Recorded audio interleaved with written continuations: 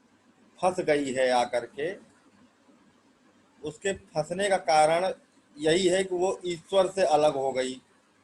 उसने अपने आप को ईश्वर से अलग माना ही, इसी कारण से ही वो अलग है और वो जन्म मरण के बंधनों में फंसी हुई।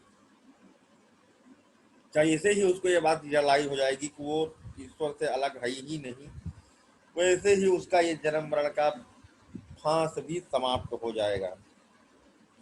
और ये कैसे रियलाइज होगा कि भक्ति में इतना डूबते जाओ, इतना डूबते जाओ, इतना डूबते जाओ कि रम जाओ कि खुद का ही होश न रहे,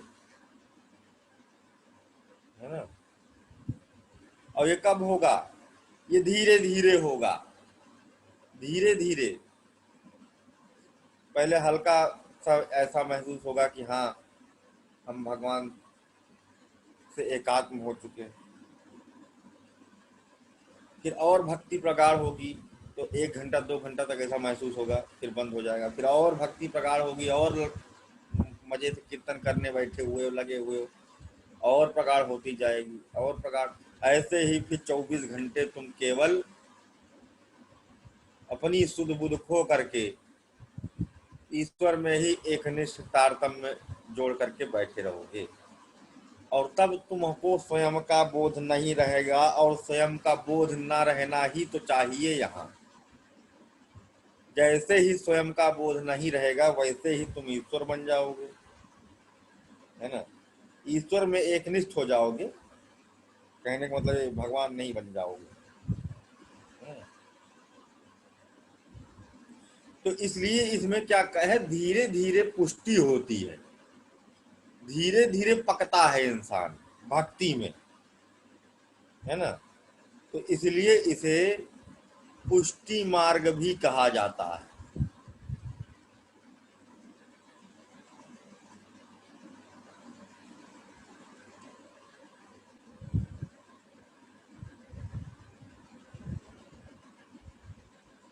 ठीक है।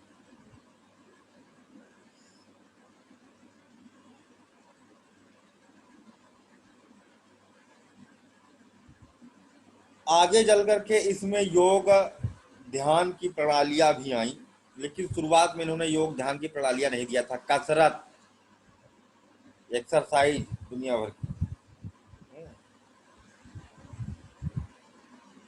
क्योंकि भगवान कृष्ण भी ऐसा करते थे, खेल क्रीड़ा, तो इसमें भी खेल और क्रीड़ा जैसी चीजें भी शामिल हैं, जिससे कि फिजिकल फिटनेस बनी रहे और प्लस भगवान कृष्ण की तरह एक्टिविटीज भी चलती रहे।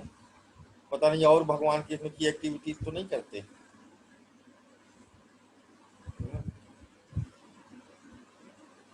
और बहुत सारी एक्टिविटीज थी भगवान कृष्ण की, पता है क्या तुम लोगों को? छिछोरे थे, चट्टे थे, है ना, लेकिन ये दूसरों की खुशी के लिए करते थे, वास्तविक में नहीं थे। गोपियां चाहती थी कि ये कनुआ हमको छेड़े, है ना, और जब वो सबके मन की भावना समझ के उनको छेड़ देते थे तो वो जो है जाकर के शिकायत करने भी जाती थी। शिकायत भी करने इसलिए जाती थी किसी बहाने देखेंगे उनको। कंस को मटके में दही भर करके भेजा जाता था, तो इनका सोचना यह था कि हमारे यहाँ के लोग तो दही खा नहीं पाते हैं, अब पूरा दही जो है उठा करके कंस के यहाँ बेच दिया जाता है। तो ये पूरे बच्चों के मनोभाव को समझे कि ये सब तरस रहे हैं खाने को, दही। तो सबको लेकर के जा करके घर घर नंबर लगा करके सबके यहाँ मटका फोड़ते थे, खाते थे, बंदरों को भी खिलाते थे। तो वो उनका भावना अलग रहती थी यहाँ पर।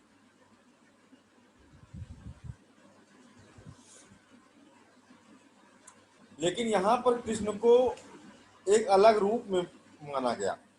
जैसे बाकी जो कृष्ण वाले संप्रदाय वो सब यही मानते थे कि ये ब्रह्मा विष्णु महेश में से विष्णु के ही एक अवतार है। लेकिन यहाँ पर भगवान पुष्टि मार्ग में या शुद्ध अद्वैतवाद में भगवान कृष्ण को महज विष्णु का अवतार नहीं मान करके अनंत ब्रह्मांडों का मालिक महान परमात्मा माना गया। ठीक है। जिनको जानने के बाद में साल्वेशन मिल सकती है।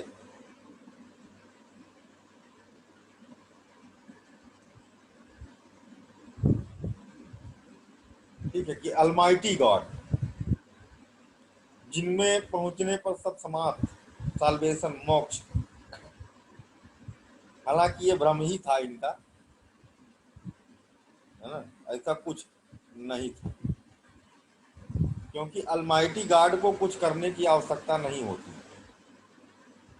वो कभी अवतार ही नहीं लेता, कभी अवतार नहीं लेता। अनंत परमात्मा का सबसे खास लक्षणों में से एक यह है कि वो कभी अवतार नहीं लेता। कभी भी कोई ऐसी स्थिति हो ही नहीं सकती इन अनंत ब्रह्मांडों में जो उसे अवतार धारण करने पर मजबूर कर सके।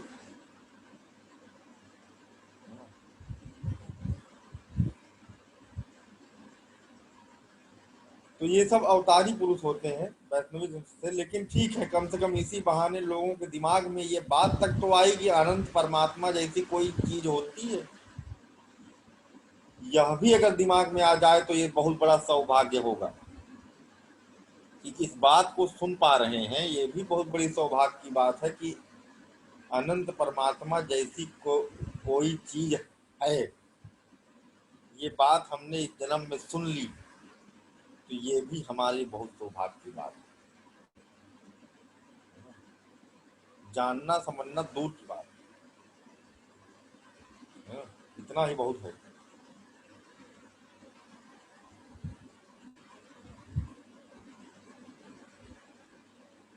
अब आगे चल के अष्टछाप आपने सुना होगा, अष्टछाप के कवि, है ना। इनके पुत्र भी विट्ठल नाथ थे, जो कि काफी बड़े सिद्ध पुरुष थे, वल्लभाचार्य थे।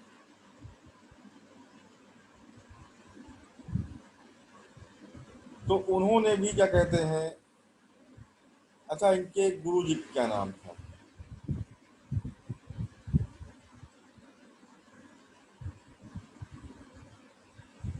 रुद्र संप्रदाय के श्री बिल्व मंगलाचार्य इनके मास्टर थे, गुरु। ये थे रुद्र संप्रदाय के थे बिल्व मंगलाचार्य।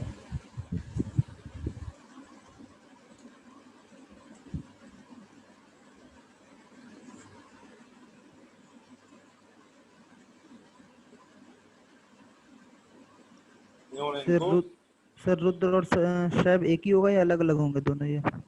सर ये कौन अरे से यार संप्रदाय के फालतू थे? बात, ऐसे ही? जैसे लिखना हो लिख लो, है ना। अच्छा। बिल्व रुद्र संप्रदाय अलग चीज हो गई, संप्रदाय कम्युनिटी अलग हो गई। बिल्व मंगलाचार्य जैसे लिखा है वैसे लिख लो। नहीं वो नहीं पूछ रहे हैं सर, हम्म, हम कह रहे हैं वो तो लिख ही लेंगे, उसमें लिखने में कौन सी दिक्कत है हमारे। फिर क्या पूछ रहे हो? हम कह रहे हैं रुद्र संप्रदाय जैसे है, शिव जी का नाम है ना रुद्र, तो शैव शैव संप्रदाय दिया, दोनों एक ही थे या अलग अलग चीज है ये? रुद्र संप्रदाय शैव संप्रदाय का ही है। हाँ बस वही पूछ रहे हैं। रुद्र संप्रदाय शैव संप्रदाय का ही है। ठीक है। और इनको संन्यास ग्रहण कराया था नारायण क्या कहते हैं, नारायणेंद्र तीर्थ, स्वामी नारायणेंद्र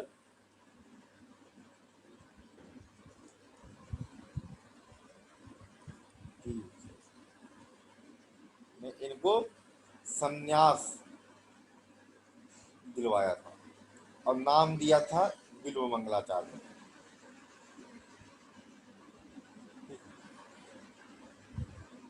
इनके दो पुत्र थे, गोपीनाथ और विट्ठलनाथ, है ना। दोनों ही महान भक्त हुए भगवान श्री कृष्ण। देखो, शैव संप्रदाय में जो ये रुद्र संप्रदाय है, रुद्रावतार हनुमान जी थे। हनुमान जी राम भगवान के भक्त थे। तो रुद्र संप्रदाय में शंकर और विष्णु दोनों की ही समान रूप से पूजा की जाती है। ठीक है। भगवान शंकर ने खुद ही कह रखा था कि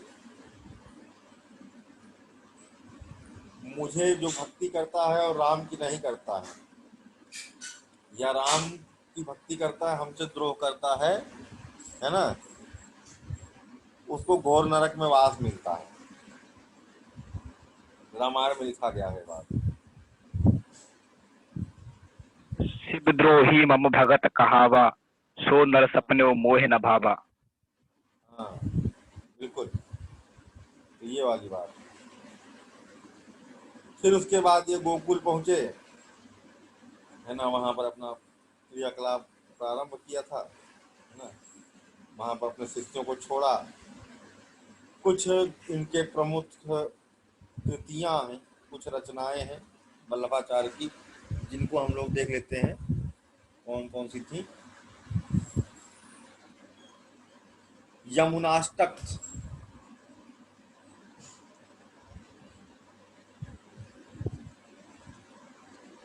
इसमें बाल लीला का वर्णन है। जो गेंद वेंद खेलते थे, नदी में गिर जाती थी, कालिया वन का वो सब खेल इसमें लिखा गया है।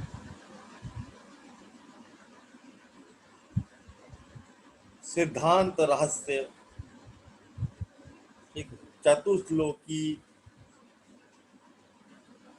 ज्यादा इंपॉर्टेंट नहीं है, बहुत है।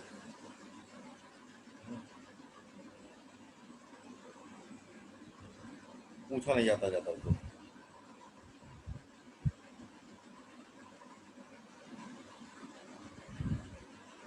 अच्छा, रुद्र संप्रदाय वाली जो बात आती है ना, रुद्र संप्रदाय जो तुमने पूछा था, वो भी इनको ग्रहण करवाया गया था। शुरुआत में जैसे तुम्हारे मम्मी पापा तुमको कहीं नाम दीक्षा दिलवा दें, है ना, तो वो चीज होती है। इनके प्रमुख शिष्य जो हुए वो बहुत बड़े महान, क्या कहते हैं, कवि हुए, जिनकी रचनाएं आज तक फेमस हैं। 8 भक्तिकालीन कवियों का समूह, जिसे कहा जाता है अष्टछाप के कवि, इन्हीं की देन है। और इनके पुत्र अष्टछाप सिस्टम की स्थापना 1565 ईस्वी में हुई। ठीक है। ये सब कृष्ण भगवान के महान भक्त होते थे। 2 लोगों ने मिलकर करा था इसकी स्थापना, अष्टछाप सिस्टम की, वल्लभाचार्य और उनके पुत्र विट्ठलनाथ।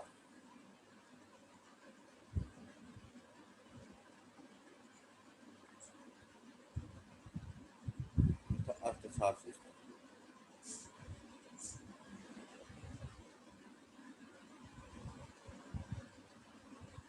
कौन कौन थे इसमें? कोई महान व्यक्ति के नाम बता सकते हो अष्टछाप में? सूरदास, सूरदास के सर। सूरदास थे, कुंभन दास थे, सबसे महान तो यही कृष्णदास थे। थे, और एक और थे, कौन थे? परमानंद दास। सूरदास, ठीक है, कृष्णदास,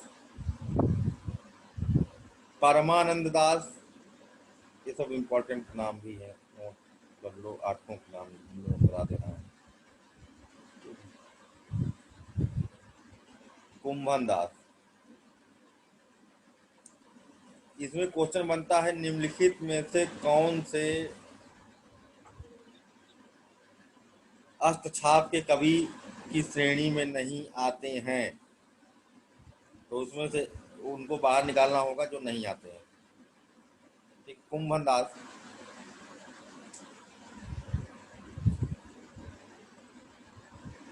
ये परमानंद दास के ही समकालीन थे, है ना। और 84 वैष्णवन की जो वार्ता है ना, उसमें कुंभन दास का वर्णन मिलता है। इसमें सर 84 वैष्णवन की वार्ता। अकबर ने इनको बहुत सम्मानित भी किया था, जबरदस्ती बुला के सम्मानित किया था, है ना। इनको जाना होना पसंद नहीं था। इनकी कोई रचना वचना तो हमको अभी याद नहीं है कुंभन दास की, है ना, और जरूरत भी नहीं है। सूरदास सबसे तगड़े यही थे, अष्टछाप कवियों में सबसे प्रमुख। और ब्रज भाषा में कविताएं, ब्रज भाषा में तो सभी कविताएं लिखते थे, है ना, लेकिन ये बाल लीला वर्णन में सबसे अधिक निपुण थे। भगवान कृष्ण की बाल लीला का वर्णन बहुत अच्छे से करते थे। जन्म से अंधे थे। कुछ लोगों का मानना है कि नहीं, इनकी आंख फोड़ी गई थी।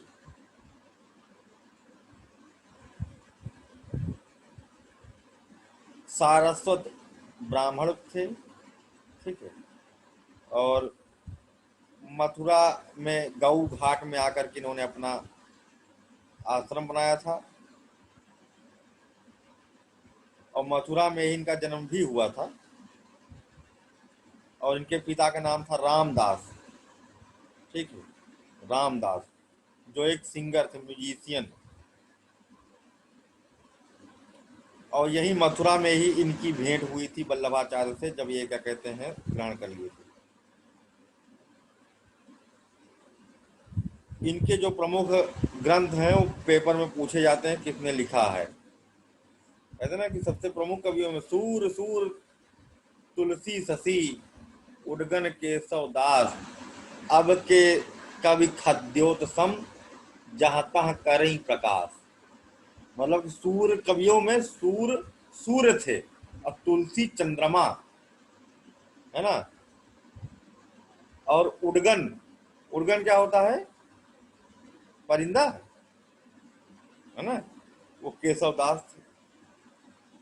और अब के जो क्या कहते हैं कवि हैं वो जुगनू हैं, जहां जहां टिम टिम करते रहते हैं बस, और कुछ नहीं।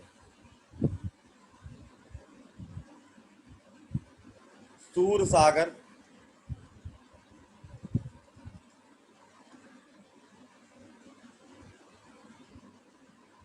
इसमें 1.25 लाख कविताएं हैं।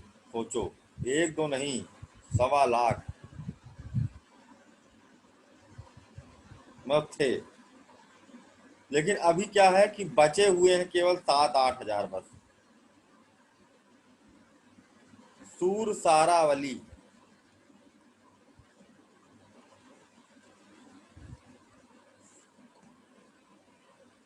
साहित्य लहरी,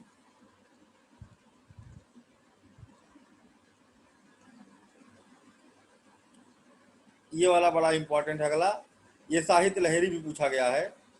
ये दोनों तो नहीं पूछा जाएगा क्योंकि तुरंत जान जाओगे। साहित्य लहरी और नल दमयंती,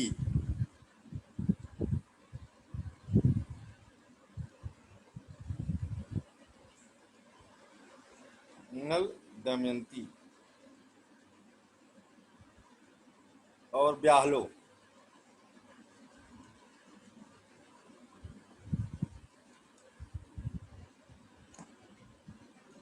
ब्याहलो और भी बहुत लिखे हैं ये, है ना। सूर पचीसी, गोवर्धन लीला लीला, है ना।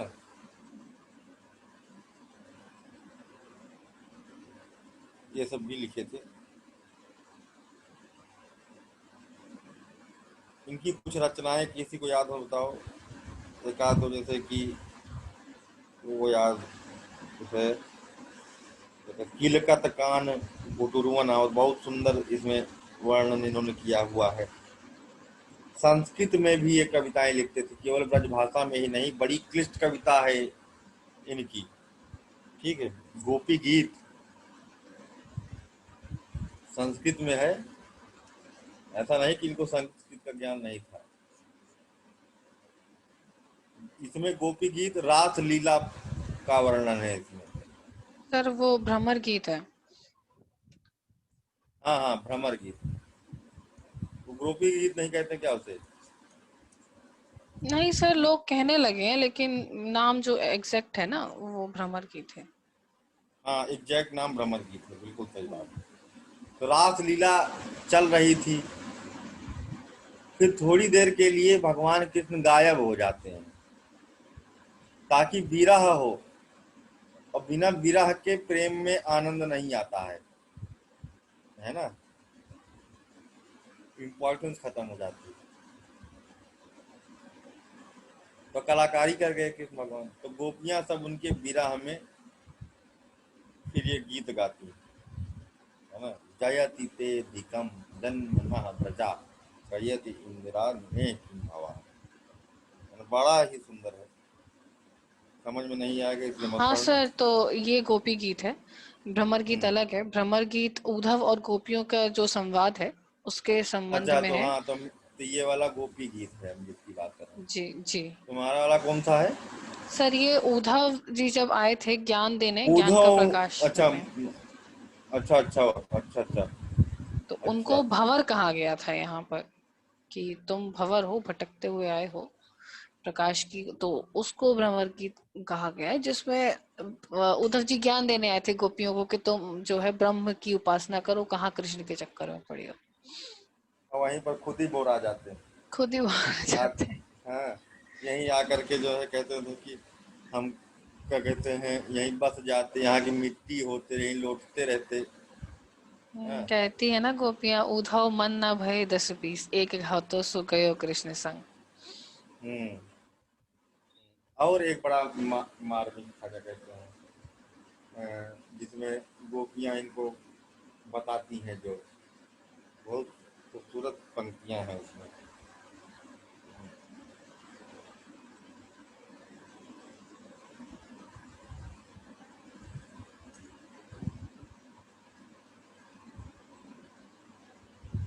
कृष्णदास।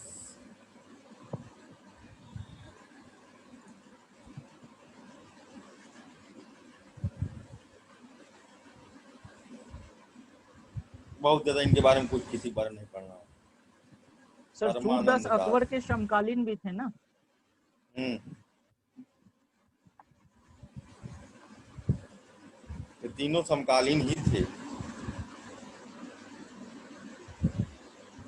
ठीक है, 10-12 साल का अंतर रहता था बस जन्म। परमानंद, गोविंद स्वामी,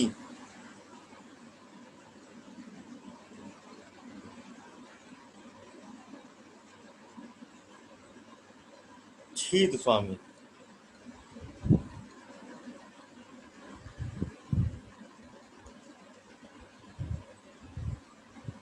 नंददास,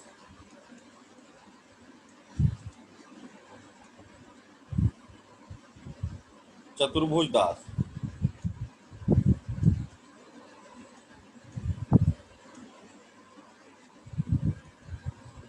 ये 6 ऊपर 2, कुल मिलाकर के हो गए 8।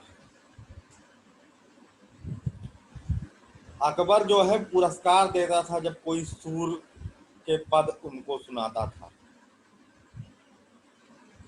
तो इस चक्कर में क्या हुआ कि लोग जो है अपने मन से कुछ कविताएं लिखने लगे भगवान कृष्ण की बाल लीलाओं पर, और उसमें सूर लगा करके उनको सुनाने लगे। तो अकबर जान गए और दंडित भी किया। उन्होंने कहा कि तुम इसमें भले तुमने छाप लगा दी है सूरदास की, लेकिन ये उनका लिखा हुआ नहीं है ना। तो यानी कि इतना जानकार भी था अकबर।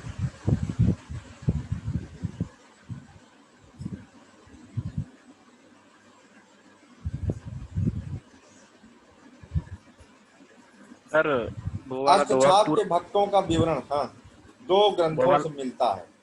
वो वाला दोहा पूरा एक बार बता दीजिए। सूर सूर तुलसी शशि उड़गन केशव दास, उसके आगे सर। अब के कवि खद्योत सम मतलब जुगनू जहां तह करहि प्रकाश। हाँ वो मुझे आ गया भजन याद, बहुत ही सुंदर भजन है भाई। आँखियां हरि दर्शन को प्यासी, है ना।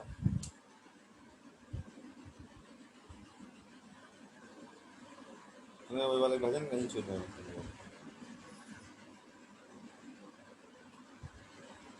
अच्छा, वल्लभाचार्य की शिष्या तो नहीं कह सकते हैं, है ना। यहाँ पर इनका अष्टछाप का सिस्टम खत्म हुआ। अब हम लोग आते हैं मीराबाई। मीराबाई के भी बहुत सारी कविताएं फेमस हैं। सर ये अष्टछाप के बारे में क्या बोले थे, एक बार रिपीट कर देते हैं। भूल गया मैं क्या बोला था अभी, क्या बोला था भाई, हमको याद नहीं क्या बोला था। सर अष्टछाप के कवियों की का विवरण बता रहे थे आप। अच्छा हाँ याद आ गया, क्या बताने जा रहे थे। अष्टछाप के कवियों का वर्णन दो ग्रंथों से मिलता है। पूछा जाता है निम्नलिखित में से कौन से ग्रंथ में अष्टछाप के कवियों का वर्णन मिलता है, तो दो हैं, ठीक है। एक है 84 वैष्णवन की वार्ता, ठीक है, 84 वैष्णवन की वार्ता। दूसरा है 200 वैष्णवन की वार्ता। 252। हाँ सॉरी, नहीं 252 है कि 200 वैष्णव, सर 252। चेक करो। गोकुलनाथ में लिखा था ना, तो है 252। एक बार फिर भी देख लो। 252 वैष्णव की वार्ता।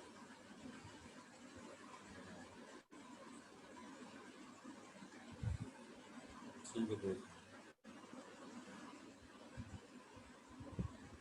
मीराबाई अगली, मीराबाई कौन नहीं जानता इनके बारे में।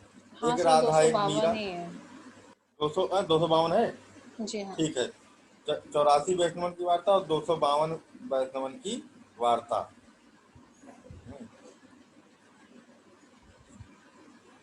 ये भी समकालीन ही थी अष्टछाप के कवियों की,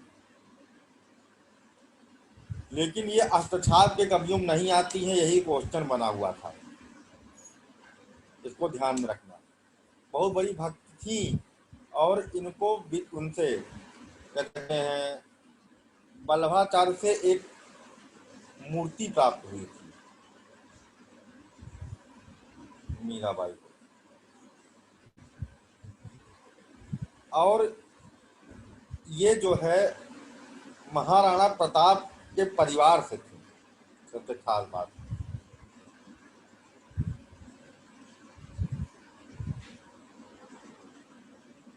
रतन सिंह इनके पिता का नाम था, है ना। और इनका विवाह जो हुआ था मेवाड़ में, क्या कहते हैं, सिसोदिया राजवंश में हुआ था। और उदयपुर के महाराजा थे, है ना, भोजराज। भोजराज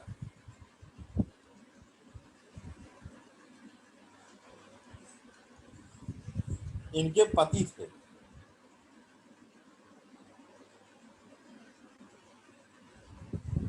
महाराणा सांगा के पुत्र, ठीक।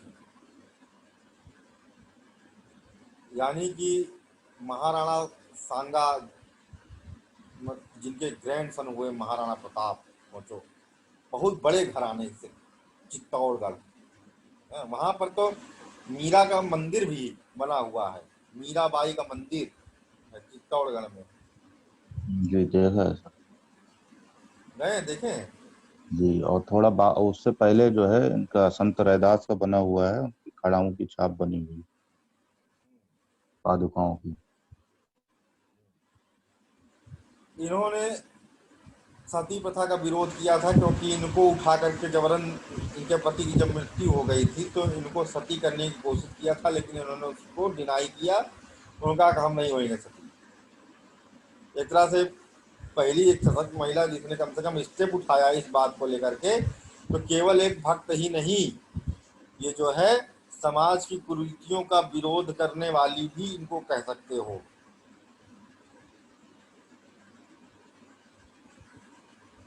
लेकिन यहाँ तक कि इन्होंने अपने पति की मृत्यु पर अपने श्रृंगार भी नहीं उतारे, क्योंकि इन्होंने कहा कि देखो मेरा पति जो है वो तो न कभी मर सकता है न कुछ, तो हमारा पति मरा नहीं है ना। और जब मेरा पति मरा ही नहीं तो मैं न तो सती होंगी ना ही मैं अपने श्रृंगार उतारूंगी, क्योंकि इन्होंने हमेशा अपना पति कृष्ण को माना था।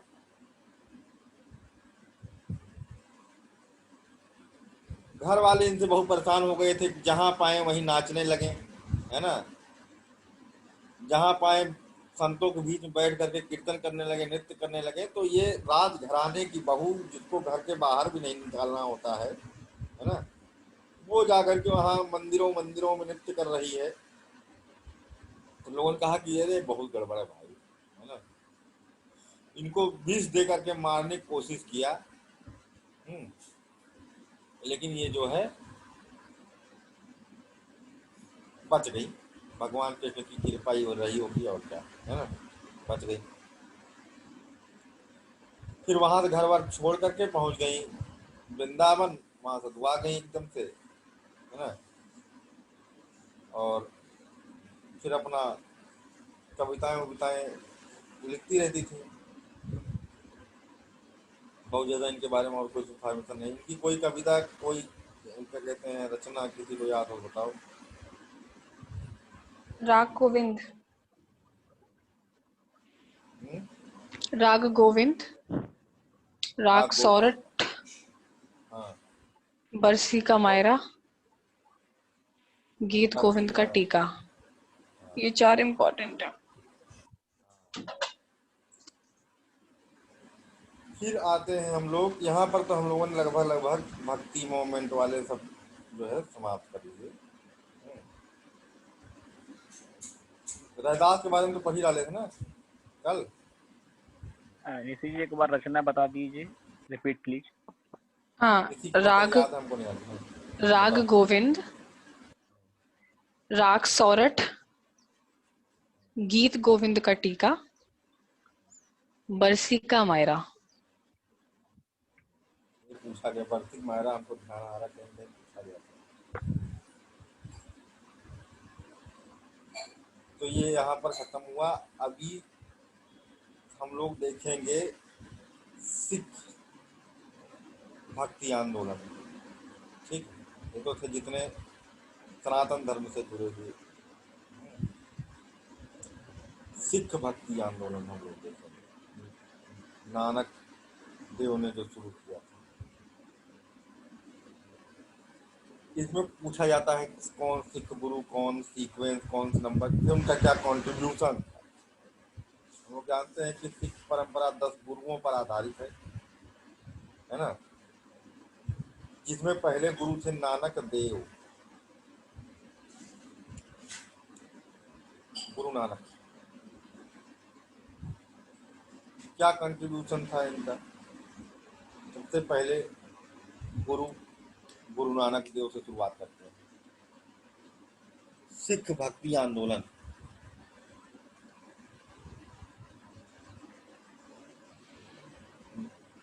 नरसी ही है।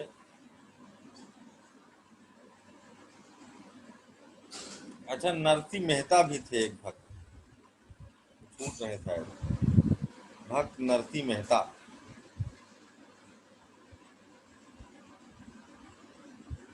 राजस्थानी इनके भाषा बारे में में पूरा नाम है नरसी जोरो मायरो।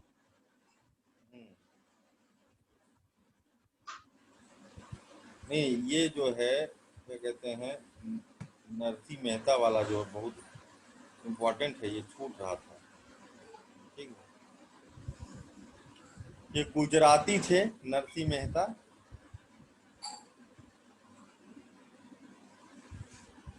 और एक तुम लोगों ने भजन सुना होगा, वैष्णव, इनका फेमस भजन है, गांधी का। गांधी मूवी देखे होगे तो बैकग्राउंड म्यूजिक में हमेशा यही चलता रहता था। और गांधी जी स्वयं भी ये कहते, वैष्णव जन तो तेणे कहिए, जे पीण पराई जाने रे, है ना। वैष्णव जन तो वही है जो दूसरे का दर्द समझे, वो इन्होंने ही लिखा था, नरसिंह मेहता ने। और ये भी क्या कहते हैं, वल्लभाचार्य की शिक्षाओं का अनुसरण करते थे, पुष्टि मार्ग को इन्होंने अपना लिया था। ठीक है, पुष्टि मार्ग के ही अनुयायी थे।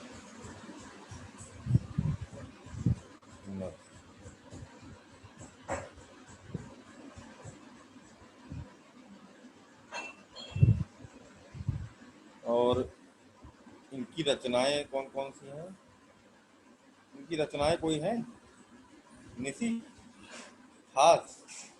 नहीं सर, हम खाली इनका ये नाम सुने कि ये इस क्षेत्र से जो है भक्ति का उद्भव के समय में आते हैं, जैसे वैसे जो और कुछ नहीं था। और भी दो चार नाम है, जैसे वो थे क्या कहते हैं, सूरदास, वो भी हिंदी भाषी नहीं थे, वो शायद उड़ीसा उड़ीसा कहीं इनका से थे। एक जो है प्रमुख है ना, ना ओरिजिनल वाला सुदामा चरित्र।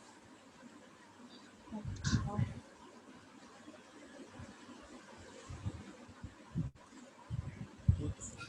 ये बहुत महत्वपूर्ण है। श्रृंगार माला,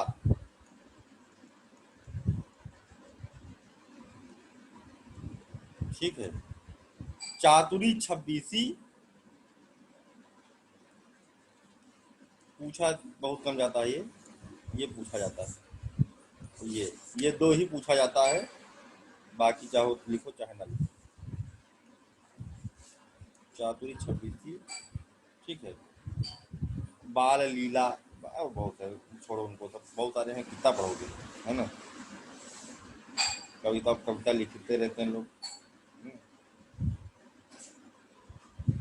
तो चलो ये भी हो गया।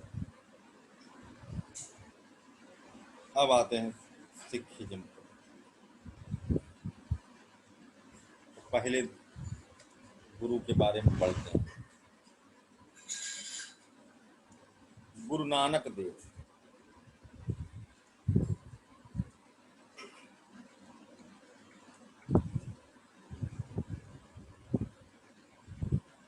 कुछ लोगों का ये भी मानना है कि गुरु नानक देव को कबीर दास ने दर्शन दिया था और इनको ज्ञान प्रदान किया था निर्गुण। और इस बात को स्वयं गुरु नानक देव ने अब क्या कहते हैं गुरुवाणी में अपना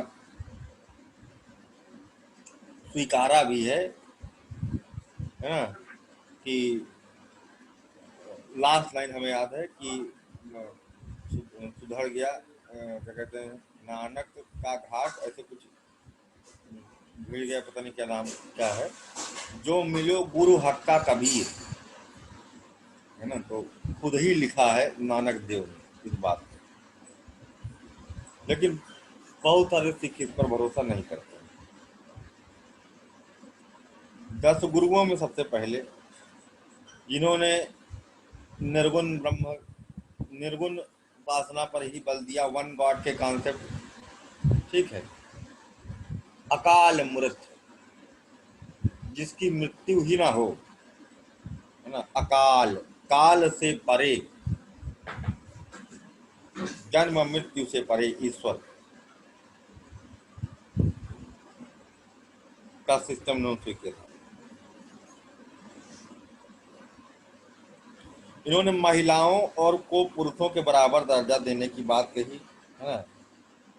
और ये मुगल सम्राट बाबर के समकालिक थे, लेकिन बाबर का इनसे कोई पंगा नहीं था। इनको शुरू से ही कोई काम धाम करना अच्छा नहीं लगता था।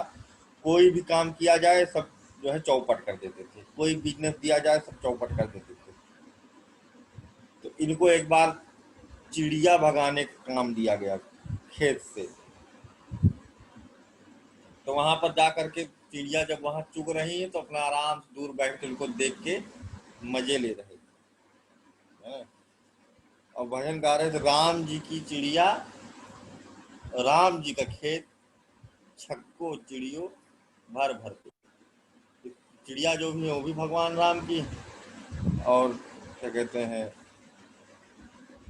खेत भी राम का। तो मजे से खाओ चिड़ियों, कोई दिक्कत नहीं है, कोई टेंशन की बात नहीं है।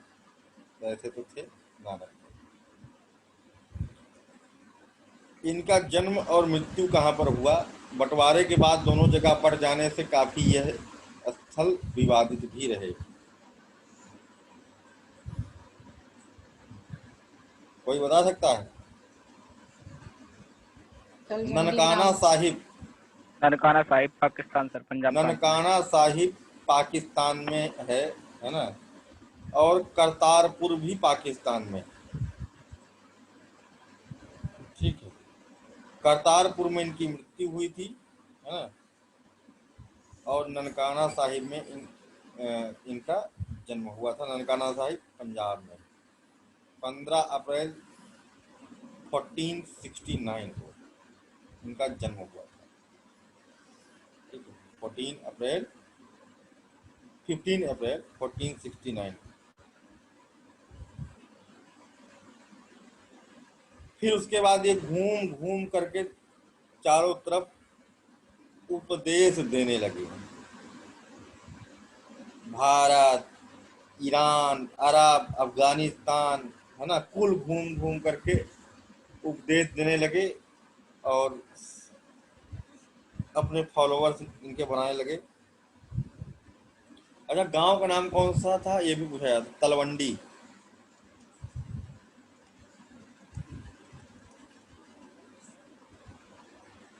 तलवंडी जन्म स्थान ना सर। इनकी बहन भी थी ननकी, ये सब नहीं पूछा जाता है। इनकी इन यात्रा विवरण को, जिसमें कि ये जा करके घूम घूम करके चारों तरफ ज्ञान फैला रहे हैं, ज्ञानोपदेश दे रहे हैं, उसे कहा जाता था उदासियां।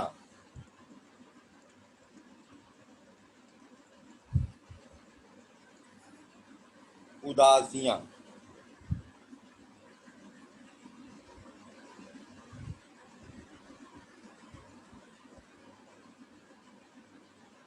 इनके पुत्र थे श्री चंद, उन्होंने उदासी संप्रदाय की स्थापना किया था, इसको याद रखना।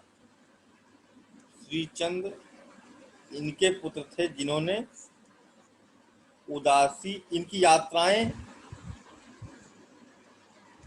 उदासियां कहलाती हैं।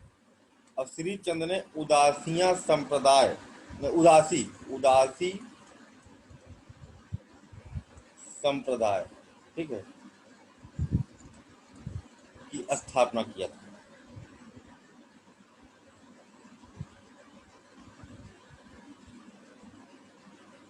इन्होंने एकेश्वरवादिता, सर्वेश्वरवादिता को बढ़ावा दिया। मूर्ति पूजा का इन्होंने विरोध किया। जो भी कुरीतियां थी, मंदिर में भगवान को बंद करके रखना, ये सब इन सब चीजों का विरोध किया, ठीक है। सर एकेश्वर का या सर्वेश्वर का या दोनों का सर? हाँ, सर एकेश्वर को बढ़ावा दिया या सर्वेश्वर को बढ़ावा दिया सर? जो सर्वेश्वर है वही एकेश्वर है ना? वही एकमात्र ईश्वर, बाकी कोई ईश्वर है ये नहीं। ब्रह्मांड में, अनंतों ब्रह्मांड में एक ही ईश्वर है जो सर्वेश्वर है, जो सबका ईश्वर है, वही एक ईश्वर है, सबका मालिक एक है।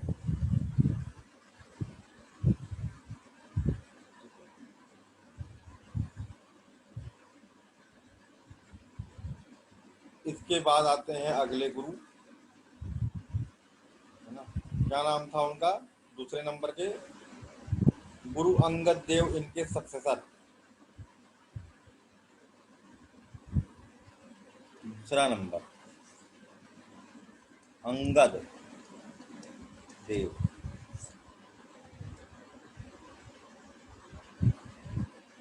इन्होंने गुरुमुखी स्क्रिप्ट पंजाबी भाषा को बढ़ावा देने के लिए पंजाब मतलब कि जिसमें लिखेंगे तो गुरुमुखी पंजाबी जो लिखते हैं, ये लाइन बहुत इंपॉर्टेंट है।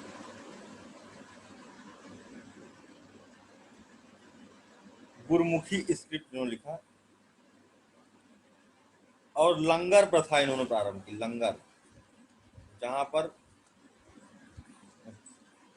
सब लोग मिल करके एक साथ बिना छुआछूत भेदभाव के भोजन करें, छुआछूत भेदभाव खत्म करने के लिए और भूखों को सहारा देने के लिए।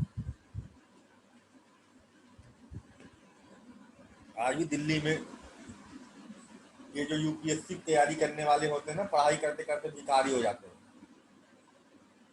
तो और भाई इनको 1 साल 2 साल तक घर वाले पैसा देते हैं, उसके बाद कहते तू जानो तुम्हारा काम जाने। लेकिन IAS बनने का बत्ती का नशा तब भी लगा रहता है ना। अब इनको वो भी पैसा नहीं मिला होता है जो क्या कहते हैं, भाई गांव से निकल गए, घर वालों ने किसी तरह से खेत वेत बेच बांट करके इनको पैसा दिया 2.5 लाख रुपया, जाओ ज्वाइन कर लो बाजी रामायण रवि, है ना,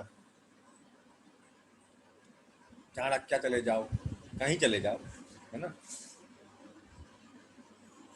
तो वहां पर गए तो अब जो है पढ़ाई अब खूब किए, वहां पर जैसे देख रहे हैं कुछ किए पढ़ाई, कुछ घूमे, कुछ मौज मस्ती किए, फास्ट लाइफ देख रहे हैं। गांव से निकल के आए हैं तो पहले तो 6 महीना घूमे दिल्ली, क्लासे नहीं जा रहे, है ना। दिल्ली की हवा लगती ही दिमाग वैसे ही खराब हो जाता है। वो भाई जो भी गांव में रहा हो अचानक से पहुंच गया दिल्ली, तो कहाँ वो कोचिंग जाएगा पढ़ने। और नीचे लेवल पर अभी शुरुआत में पढ़ाई किया, डायरेक्ट उसको एकदम सीधे चल रहा है, एकदम लेक्चर एकदम हाई लेवल के ऊपर ऊपर जा रहा है, डाउट क्लियरेंस है। 1 साल खर्चा किया खूब पैसा, फिर दूसरे साल फिर खर्चा किया, अब इनको पैसा मिलना बंद हो गया। अब ये वहीं खाते लंगर में और कहीं कोचिंग नहीं जाते हैं, दिन भर घर में अपने रूम में पड़े रहते हैं, है ना। और जो किताबें पहले की हैं और जो नोट्स पहले के हैं उसी को पढ़ कर रिवाइज करते रहते हैं और हर साल पेपर देते रहते हैं। जब तक उम्र ना खत्म हो जाएगी 32 साल तब तक पेपर देते रहेंगे और 32 साल उम्र खत्म होने के बाद पहुंच जाएंगे इलाहाबाद, वहां फिर PCS तैयारी करेंगे।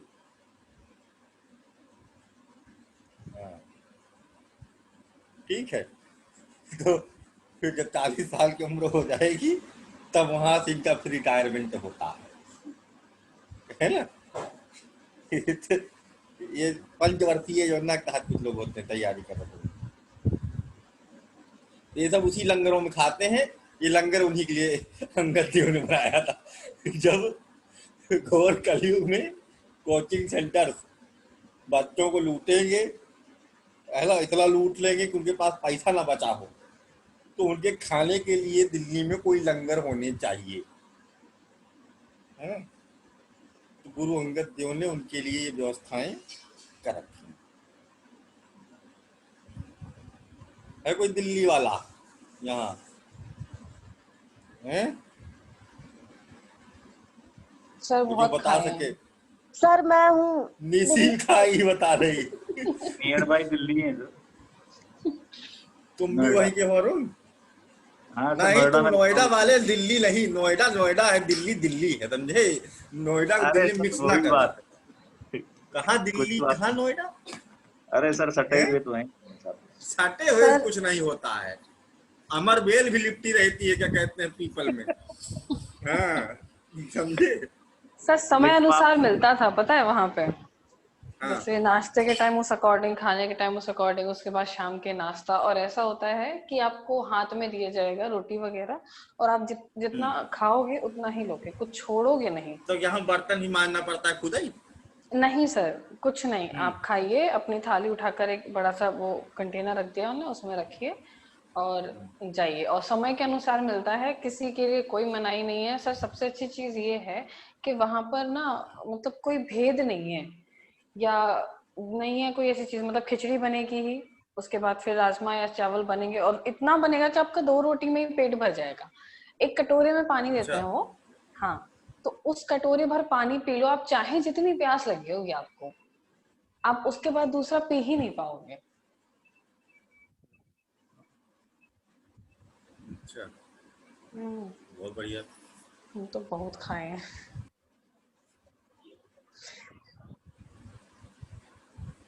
आगे बात है। अच्छा, ये गुरु के लंगर को छोटे लेवल पर तो गुरु नानक देव ने ही शुरू कर दिया था।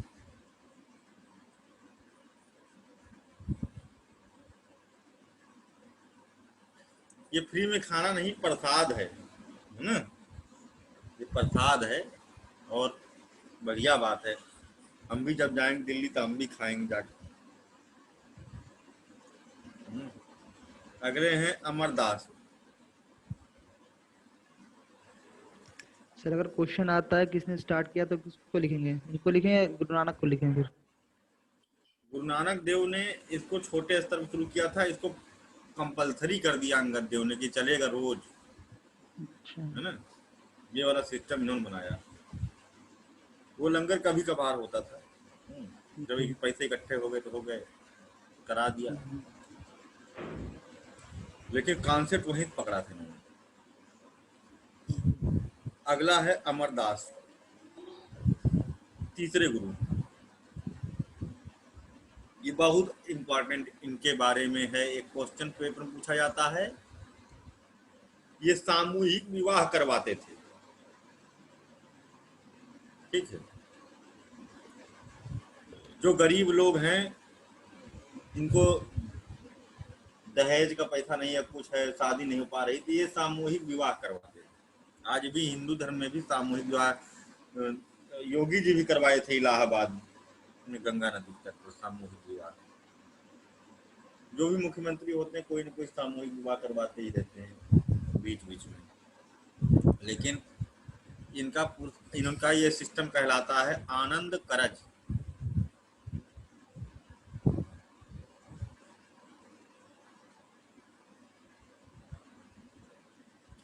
आनंद करज प्रणाली किसने प्रारंभ करी? गुरु अमरदास ने शुरू की।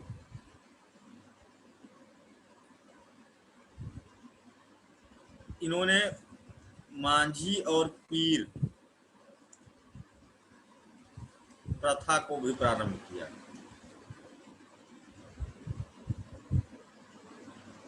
एक आध्यात्मिक अभियान पुरुष एवं महिलाओं के लिए, मांझी है ना पुरुषों के लिए और पीर महिलाओं के लिए शुरू किया था।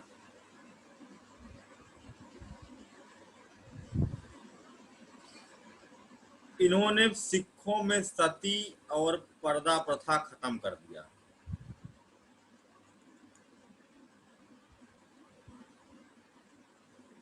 सिख धर्म से सती एवं पर्दा प्रथा खत्म करने के लिए अमरदास जी को जाना जाता है।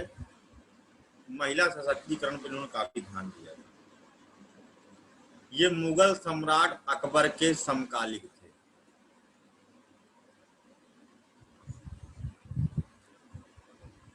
और इनको बहुत पीड़ादायक मृत्यु दिया था, क्या कहते हैं, औरंगजेब। उन्होंने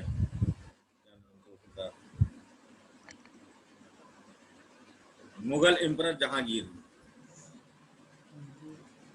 क्योंकि अमरदास अकबर के बहुत खास मित्र भी थे।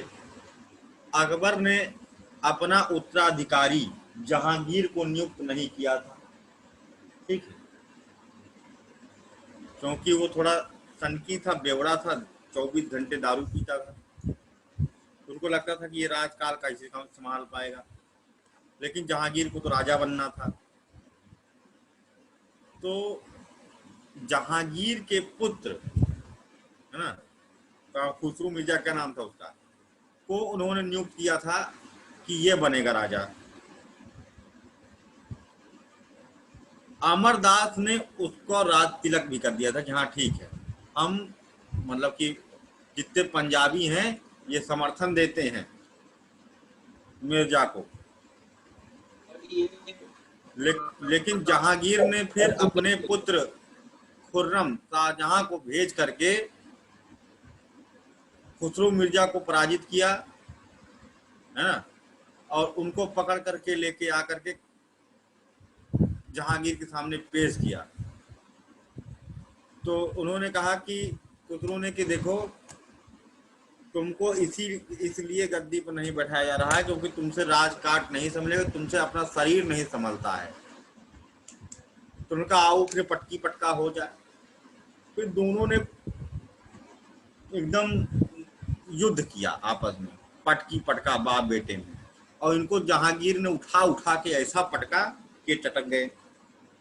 तो इस तरह से राजा बनने का नंबर फिर इनका आ गया, है ना। तो बाद में स्वीट पॉइजन देके अकबर को भी मारा था। लेकिन क्योंकि अमरदास ने समर्थन दिया हुआ था इनके विरोध में, तो जहांगीर ने अमरदास को जो है कठोर तरीके से मृत्यु दंड दिया था, आक्रमण भी किया था। इसको याद रखिएगा, इतने बढ़िया आदमी को मार डाला।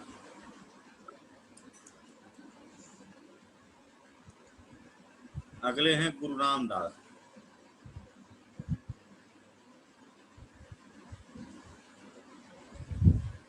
यहीं तक पढ़ेंगे, उन लोगों को ऑफिस जाना होता है। गुरु रामदास चौथे गुरु। इन्होंने, इनके बारे में क्या पेपर में पूछा जाता है, हरमिंदर साहब की नींव रखा।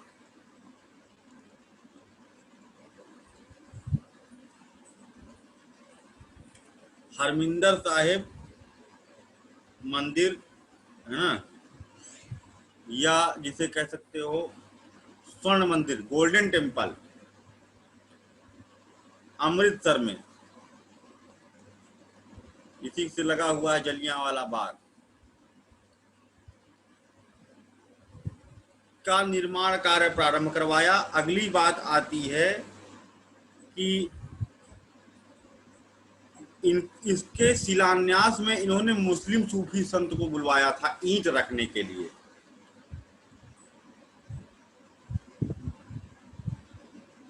जिनका नाम था सूफी संत का मियां मीर।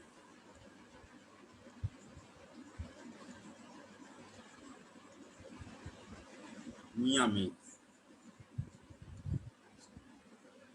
सिख सबसे प्रमुख मंदिर की नींव को रखने के लिए इन्होंने सूफी संत मियां मीर को बुलाया। तो ये भी बहुत इंपॉर्टेंट बात है, पेपर में पूछी जाती है।